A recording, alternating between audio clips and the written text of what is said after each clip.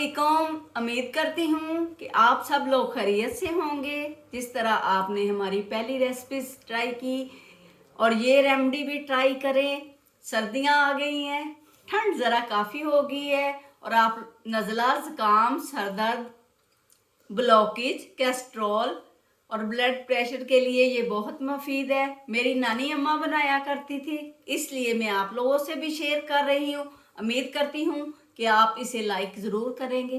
कटोरी फुल मखाना, हाफ कटोरी चीनी, हाफ कटोरी सौंफ, 1 पाव बादाम, आधा पाव एलसी। फुल मखाने को रोस्ट करें।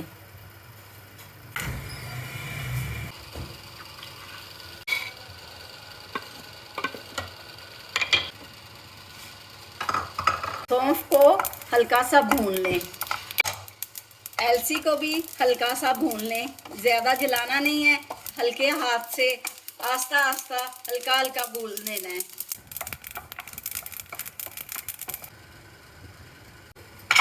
बादाम भी हल्के से भूनें, हल्के से, ज़्यादा जलाने नहीं है। अब रोस्ट की हुई चीज़ों को फाइन कर लें।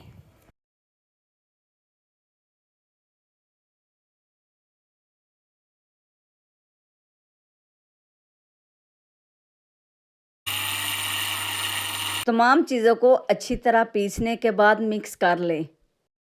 चीज़ों को किसी अच्छे से एयर टाइट जार में डाल लें और हाथ को दूध के साथ इस्तेमाल करें। आप सबका बहुत बहुत शुक्रिया।